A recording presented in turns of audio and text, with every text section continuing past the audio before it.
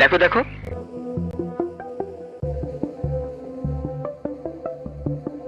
পারলে রেপিস্টের বিচারের জন্য খুন হব আজকে। হ্যালো গাইস, আসসালামু আলাইকুম। এই আপুটা যে একজন বাঘিনী সেটা ইতিমধ্যে সবার কাছে প্রমাণিত। তবে এই বাঘিনীর কণ্ঠ যেন কোনোভাবেই থামানো যাচ্ছে না। একের পর অন্যায়ের বিরুদ্ধে এই বাঘিনীর কণ্ঠ যেন কথা বলেই যাচ্ছে। হয়েছেটা কি শুনি? এই বাঘিনী এবার বাংলাদেশের সেনাবাহিনীর সাথে আসলে তর্ক জড়ালেন। কিন্তু কেন কেন তার কারণটা ছিল মূলত একজন রেপিস্টকে নিয়ে, যে কিনা কয়েকজন মেয়েকে রেপ করে।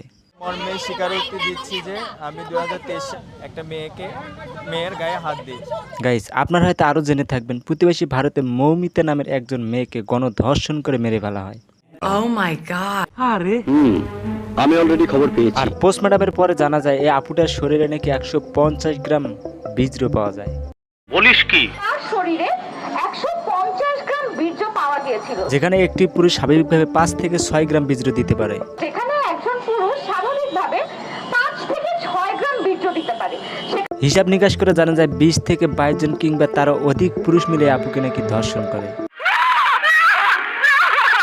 না জানি আপুটা আসলে কতই না নির্যাতনের শিকার হয়েছে।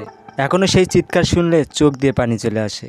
তবে এই মৌমিতা আপুর চিৎকারে চোখ দিয়ে পানি না, রক্ত চলে আসে।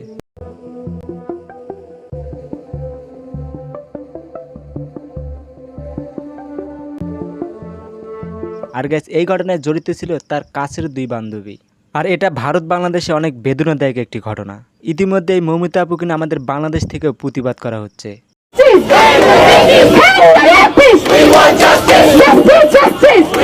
কান্না করে আপুকে তো আমরা আর ফিরে পাবো না, তবে ধর্ষণকারীদের এই দুনিয়াতে বেঁচে থাকার কোনো অধিকার নেই। নিঃসন্দেহে তুই ঠিক কথা বলেছিস। তবে আমাদের বাংলাদেশের এই বাঘিনী এবার এই ধর্ষণ নিয়ে কি বলে সেটা দেখে আসা যাক। পারলে রেপিস্টের বিচারের জন্য খুন হব আজকে। বাঘিনীটা কিন্তু ভারতের মৌমিতা আপুর জন্য এমন কথা বলেনি, তিনি কিন্তু বাংলাদেশের এই বকচোদা আসলে অনেকদিন আগে নাকি ধর্ষণ করে, আসলে সেই জন্য এই প্রতিবাদী ভিডিও করে। পারলে রেপিস্টের বিচারের জন্য খুন হব আজকে। লাগে গুলি করবে আজকে আমাকে সেনাবাহিনী। আর তারই বিচারের দাবিতে মূলত সেনাবাহিনী এবং পুলিশের সাথে এই বাঘিনীর আসলে হুঙ্কার ওঠে। আর্মি কেন থানায়? আর্মিকে থানা থেকে বের করো। তবে গাইস, এখন কথা হচ্ছে এই মৌমিতা আপুর ধর্ষণকারীদের আপনাদের মতে কি বিচার হওয়া উচিত কমেন্টে অবশ্যই জানিয়ে দিবেন। ওকে তো সবাই ভিডিওতে একটা লাইক করে দিবেন এবং চ্যানেলে নতুন হলে সাবস্ক্রাইব করবেন এবং পেজ হয়ে থাকলে ফলো করে দিবেন। ভারত বাংলাদেশ সকল ভাই বোনদের সুস্থ কামনা করে আজকের মতো খোদা হাফেজ।